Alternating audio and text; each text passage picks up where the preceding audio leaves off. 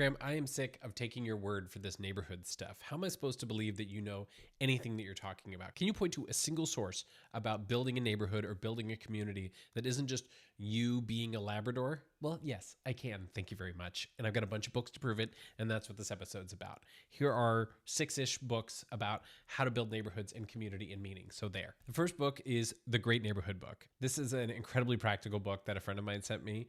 And the things that I really like about this, and I think I took a lot from, is that you really don't need permission to do stuff like this in your neighborhood. You don't need to form a nonprofit. You don't need to go ask the city for permission. You can just go talk to your neighbors. And I think that's informed a lot of the stuff that I do with Hey Neighbor.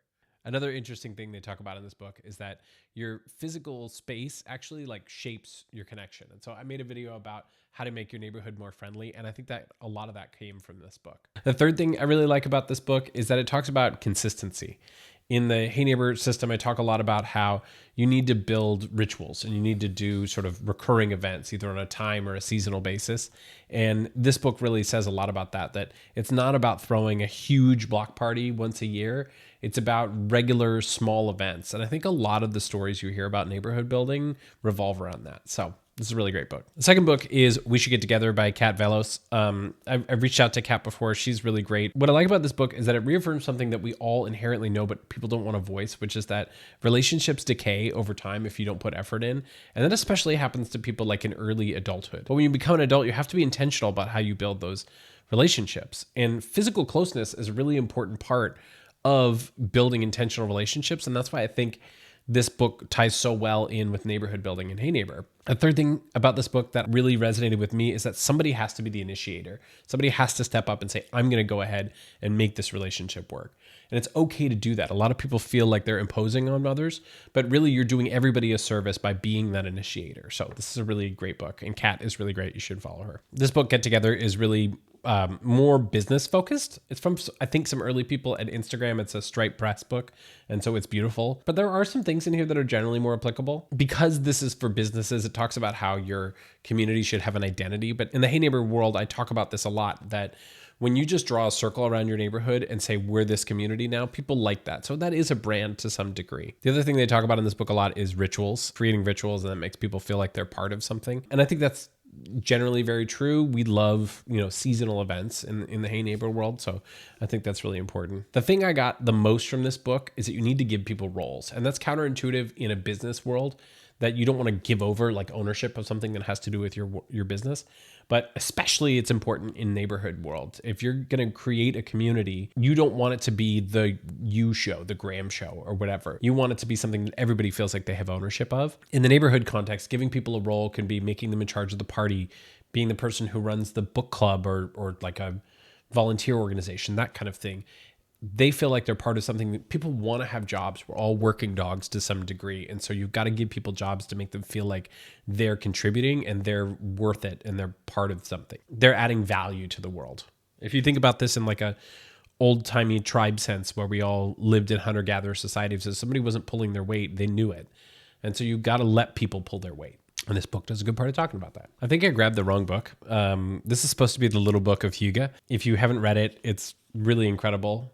Maybe it is. I'm not sure. But anyway, I'm talking about The Little Book of Hygge. This book talks about the Danish culture and why they're the happiest people in the world. And a big part of it is like coziness and warmth. But a big part of that is togetherness and being cozy and warm together. So you can think of this as like you want to create an environment where people feel warm and safe together. It's really important in the Danish part of the world because it's very cold and dark a lot of the times there. So people need to feel a sense of like warmth and connection. But when you're building your community, if you're doing an outdoor movie night in the summer and a bunch of people are on blankets together and it's warm, there's really no more Hygge feeling than that. I just love this book in general, and it's great and worth reading. Finally, for the in-person books, I want to talk about the GOAT of this genre of book, and that's The Art of Gathering by Priya Parker. This book is less so about community creation and more so about how to throw a great event. And that is super important. And frankly, I could read this book over and over again because I don't know that I am great at individual events. I think I am great at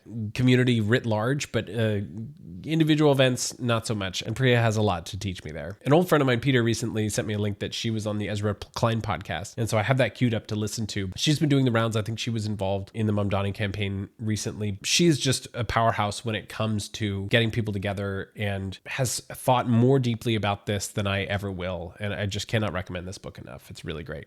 A few things she talks about in this book is that you need to define the purpose for the event. People need to know why they're going somewhere. And so I think in the neighborhood context, for that first event when you're inviting people, that's why I always talk about being vulnerable with your intentions. If they don't know why they're being invited to this event, they're going to assume something wrong. So in neighborhood context, you need to define the purpose as getting to meet your neighbors and know them for the first time. And that's really important. She also talks about designing the experience. Again, in the Hey Neighbor context, I don't want the experience to be overly designed so that people feel like they have to bring stuff and they have to feel pressure. I think that first event should be really low stakes so that they know that they are what is being brought to the party. Like their presence is really what matters and is important. This is something I definitely don't do well enough. The third main key takeaway from this book is that you need to close your evening with intention. There's a conference that was called VSUM where at the end of it, they used to do a 1, 2, 3 clap and everybody would clap and shut off their Zoom at exactly the same time. And it's like, I don't think I've ever been to an event that was so great. Ending a Zoom is always so weird and awkward. When you end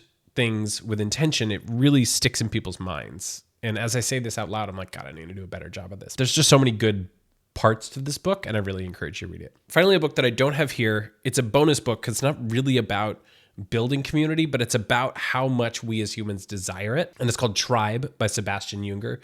And it's so good. I mean, I loved this book. It's not very long. It's either less than 200 or less than 100 pages. It talks how humans are wired to be a part of independent group. They talk about how shared struggle gives meaning. A lot of times with people in the Hey Neighbor community, they'll run into problems with their neighbors. And I talk about how problems with your neighbors are actually a feature, not a bug.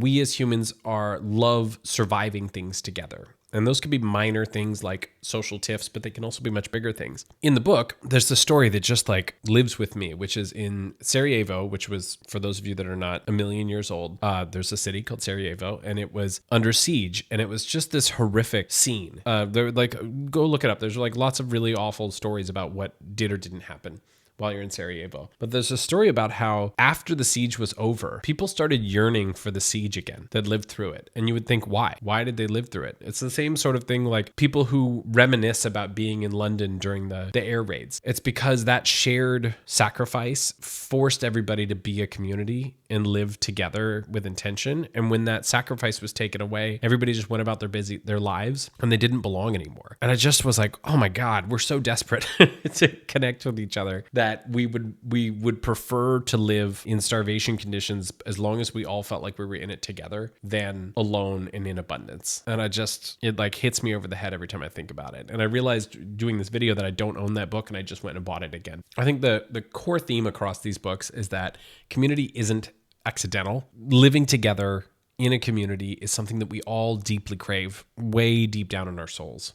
Another big theme across these books is repetition, that this is not a one-time thing. Don't throw a big block party and think that's a community. You're going to have to do stuff over and over and over again. But that's any good thing is a lot of the same thing over and over and over again. Probably the most important thing for you that's watching this video is that it takes one person to do this, to stand up and say, I'm going to do these repeated actions over and over again. I'm going to go reach out to those people. I'm going to build that brand that we can all rally around. And you can do it. You don't have to read all these books. You can come to one of my calls. I'll teach you how to do it. You can read some of these books. It's entirely possible. And the world needs it. If you like this video and you want to see more stuff from me and the Hey Neighbor community, like and subscribe. Reminder that we've got our neighborhood makeover show coming out. We've now got, I think, 7 participants around the country who are ready to turn their neighborhoods into communities and film their journey for you to follow along. If you want to be part of that, if you want to do a neighborhood makeover and share that journey with the world, please reach out. I'm still looking for people in bigger cities. I would love to see some really dense neighborhoods follow the neighborhood makeover process because I know that it works. I've seen it before. But I want to film that journey to show people that it is absolutely possible. Thanks for watching.